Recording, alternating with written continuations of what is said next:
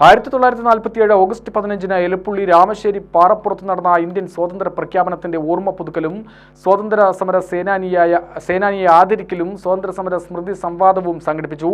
അധ്യാപകരും വിദ്യാർത്ഥികളും സ്വാതന്ത്ര്യ സമര സ്മൃതി സംവാദത്തിന് നേതൃത്വം നൽകി. സ്വാതന്ത്ര്യ സമര ചരിത്രത്തിന്റെ ഭാഗമാവാൻ കഴിഞ്ഞ ജില്ലയിലെ ഏറ്റവും പ്രായം കൂടിയ വോട്ടറായ 112 വയസ്സുള്ള എലപ്പുള്ളി പഞ്ചായത്തിലെ തേനാരി സ്വദേശിയായ ദണ്ഡമണിയെയാണ് ആദരിച്ചത്. രാമശ്ശേരി പാറപ്പുറത്ത് സ്ഥാപിച്ച ഗാന്ധി ആശ്രമത്തിൽ സംഘടിപ്പിച്ച പരിപാടി പാലക്കാട് RDO കെ മണികണ്ഠൻ ഉദ്ഘാടനം ചെയ്തു.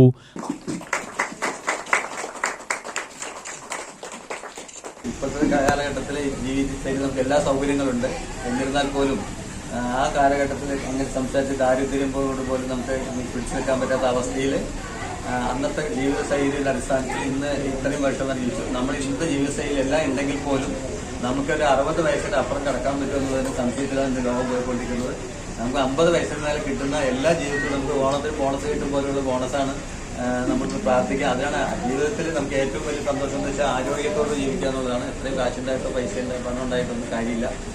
കിട്ടുന്നത് എന്ത് ഭക്ഷണം കിട്ടും, പക്ഷെ കഴിക്കാൻ പറ്റാത്തൊരവസ്ഥയായാലും നമുക്കതൊന്നും കഴിക്കാൻ പറ്റാത്തൊരവസ്ഥയിൽ ഉണ്ടാകുമെന്ന് പ്രാർത്ഥിക്കാം.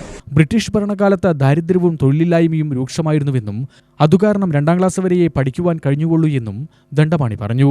സ്വാതന്ത്ര്യ സമര പ്രവർത്തനങ്ങളിൽ പങ്കെടുത്തവരെ ബ്രിട്ടീഷ് പോലീസ് ക്രൂരമായി വേട്ടയാടിയിരുന്നുവെന്നും സ്വാതന്ത്ര്യ സമര പോരാട്ടങ്ങളെ ഓർക്കുമ്പോൾ ഇപ്പോഴും ചോര തിളയ്ക്കുമെന്നും അദ്ദേഹം പറഞ്ഞു. ഓയിസ്ക ഇന്റർനാഷണൽ സംസ്ഥാന പ്രസിഡന്റ് ഡോക്ടർ ശുദ്ധോധനൻ അധ്യക്ഷനായി. ഗാന്ധി ആശ്രമം ട്രസ്റ്റി പുതുശ്ശേരി ശ്രീനിവാസൻ ആമുഖ പ്രഭാഷണം നടത്തി. കഥാകൃത്ത് രാധാകൃഷ്ണൻ രാമശ്ശേരി, സർവോദയ കേന്ദ്രം joint secretary K Unnikuttan, Janaki തുടങ്ങിയവർ സംസാരിച്ചു. UTV news, Palakkad.